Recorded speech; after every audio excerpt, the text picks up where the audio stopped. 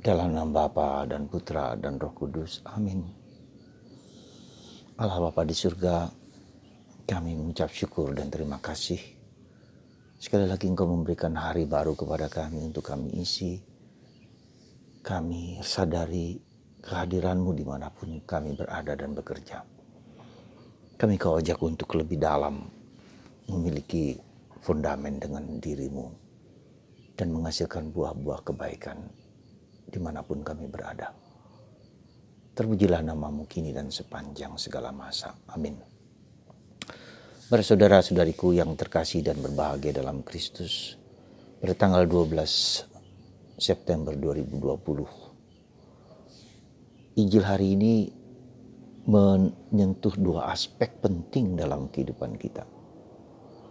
Bagaimana kita memiliki self-knowledge, pemahaman diri, siapa kita itu sebenarnya. Bagaimana kita membangun hidup kita dengan tepat, dengan benar, dan berlandaskan pada fondamen yang kuat. Supaya ketika ada badai, ketika ada problem, ketika ada salib, kita tetap memiliki dasar yang kuat, memiliki pegangan yang kuat. Hari ini Yesus mengatakan dua hal, bahwa ada aspek eksternal dan aspek internal, tetapi dalam satu kesatuan. Ya, bukan dua yang dipisahkan, tetapi satu kesatuan. Pohon itu dilihat dari buahnya. Jadi ya, buahnya itu kan sesuatu yang eksternal, yang nampak, yang kelihatan. Ya, buah yang manis, ya, buah yang baik, buah yang jujur, yang tulus, dan itu pribadi orang itu dilihat dari itunya. Nah, tentu ketika melihat buahnya, kita melihat pohonnya seperti apa. Nah, itu yang pertama, aspek eksternal. Nah, kedua, suatu bangunan itu menjadi kokoh dan kuat kalau dasarnya, fondamennya itu dalam, kuat, berakar. Maka seperti Yesus katakan kepada Simon Petrus, engkau adalah batu karang. Ya, ketika ada badai, ketika ada angin, ketika ada hempasan air laut yang begitu kuat, tidak akan merontokkan batu karang itu. Ya, dua hal ini penting. Jadi antara yang di luar eksternal, katakanlah dalam bahasa komputer hardware, dan satu hal software, hidup batin kita. Ya. Nah, ketika dua hal ini kita sadari, kita menjadi tahu bagaimana harus membangun hidup itu. Jadi tidak cukup hanya orang mengatakan mendasar hidup batinnya tanpa kelihatan apa yang di luar. Jadi ketika ini juga merupakan introspeksi bagi kita. Mungkin kita banyak berdoa, mungkin banyak kita terlibat aktif di gereja. Entah dia pastor, entah dia suster, entah dia biarawan, entah dia biarawati, atau awam, atau siapapun juga. Keterlibatan di dalam gereja tidak otomatis kedalaman hidup orang tersebut. Tidak otomatis saya katakan. Ya. Tidak otomatis ketika orang juga aktif di gereja, berbuat banyak hal, ya, hidup batinnya juga mendalam. Nah, saudaraku yang terkasih dalam Kristus, hempasan yang cukup besar di zaman ini, di saat ini adalah pandemi virus corona. Itu hempasan, suatu hantaman yang besar. Ada orang jatuh, ada orang tergelepak, ada orang terpapar, bahkan mati. Ya, karena virus serangan yang tak terduga, yang tak kelihatan, yang tersembunyi, yang menghantam siapapun dari yang paling tinggi hingga yang paling kecil, paling sederhana. Saudaraku yang terkasih dalam Kristus, jadi kita melihat bahwa hidup kita harus, katakanlah harus, tapi harus dalam kesulitan dalam dua aspek itu, ya, dua aspek eksternal dan internal itu saling bersinergi, ya, saling menguatkan, saling meneguhkan, saling juga tak jarang kontradiktif, tak jarang paradoks, ya. Nah, terjadi suatu pergulatan, perjuangan, dan inilah hidup rohani. Inilah suatu yang harus kita pegang sebagai sesuatu yang holistik. Menjadi kudus, menjadi baik, itu tidak berarti hanya taat kepada mengikuti ya, hidup doa vokal, ya, doa lisan, banyak berdoa, tetapi juga suatu pergulatan, suatu tantangan, entah tantangan apapun yang datang kepada kita, yang mungkin tidak kita sukai dan tidak kita senangkan. Pasti ya ada orang yang mengeluh karena harus menghadapi kenyataan hidup sehari-hari yang tidak mudah.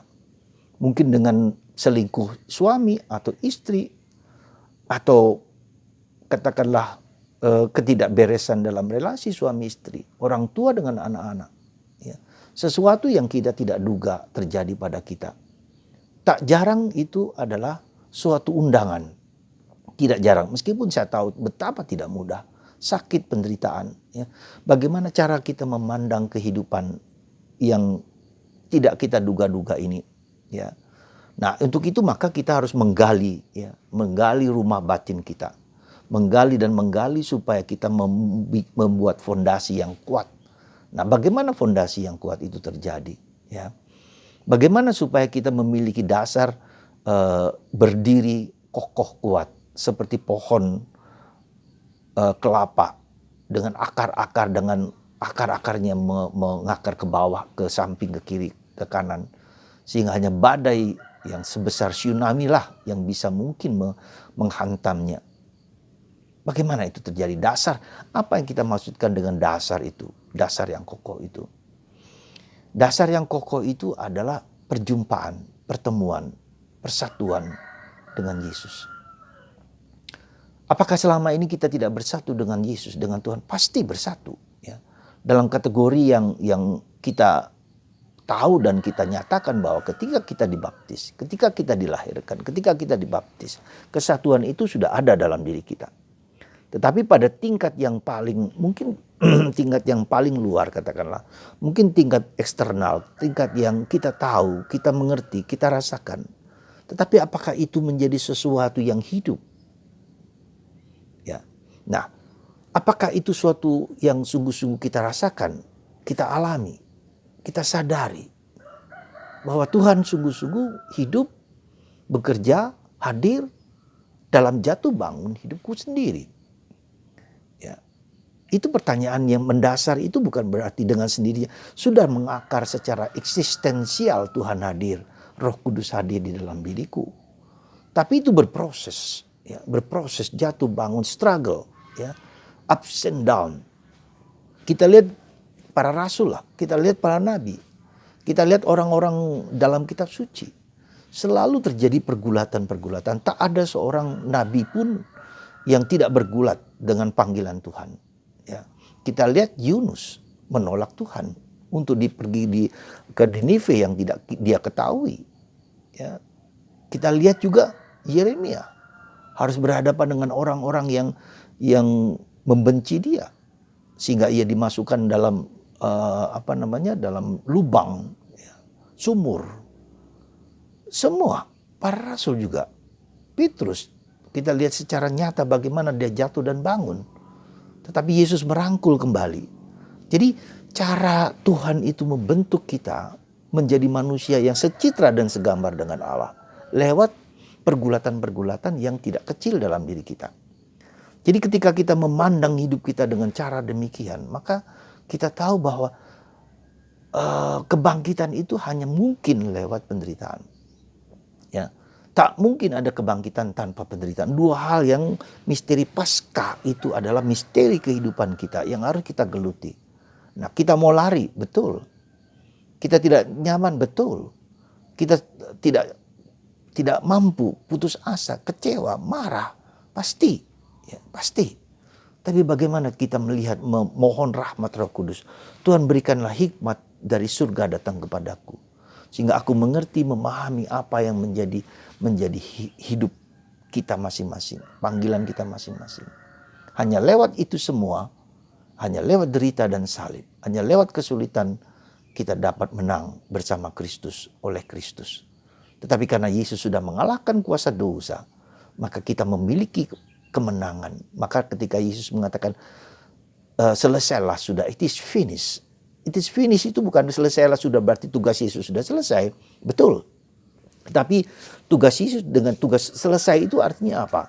Hutang-hutang darah, hutang korban itu sudah dibayar oleh Yesus. Ya. Dan karena itulah dosa yang menghancurkan itu dikalahkan oleh Yesus. Kita menang. Ya. Kemudian selesailah sudah, berarti kita sudah ditebus oleh Yesus. Ya. Kita sudah menang, tetapi kemenangan itu merupakan awal dari suatu perjuangan. Ya. Yesus sudah menjadikan kita anak. Tapi anak itu suatu proses. Menjadi putra, menjadi kekasih Allah. Saudaraku yang terkasih dalam Kristus, mari bagaimana kita berjuang, Anda dan saya, supaya akar, supaya hidup bangunan rohani kita menjadi kuat. Bersatu dengan Tuhan, berdialog dengan Tuhan. Lewat kitab suci, lewat peristiwa kehidupan, kita ajak Yesus bergaul dengan kita, kita bergaul dengan Yesus. Santa Teresa suka sekali menggambarkan perjumpaannya dengan wanita nakal di sumur Yakub. Ya, terjadi suatu dialog, suatu komunikasi. Yesus hidup. Maka ketika kita memandang gambar Yesus, apapun juga kita ajak dialog, kita ajak komunikasi. Yesus, bagaimana hidupku ini? Apa yang kamu sampaikan? Ya, bagaimana saya mengalami itu? Apa yang harus saya lakukan? Kita memasuki hati Yesus untuk melihat problem hidup kita dengan baik. Semoga Anda, kita semua menjadikan Kristus hidup sebagai teman, sebagai sahabat, sebagai teman untuk berdialog, berkomunikasi secara akrab. Sekali lagi, saudara, kita harus memiliki fondamen yang kuat dan berbuah kebaikan-kebaikan di sekitar kita, keluarga kita. Dan itu merupakan kewajiban. Ya, tanpa buah yang baik, kita tidak akan mungkin dapat sampai kepada surga. Tanpa dasar yang kuat, kita akan mungkin diombang-ambingkan oleh berbagai macam pengaruh dari luar. Anda dan saya dipanggil kepada panggilan itu. Tuhan memberkati Anda. Jangan takut, teruskan maju bersama Kristus, dalam Kristus, untuk Kristus.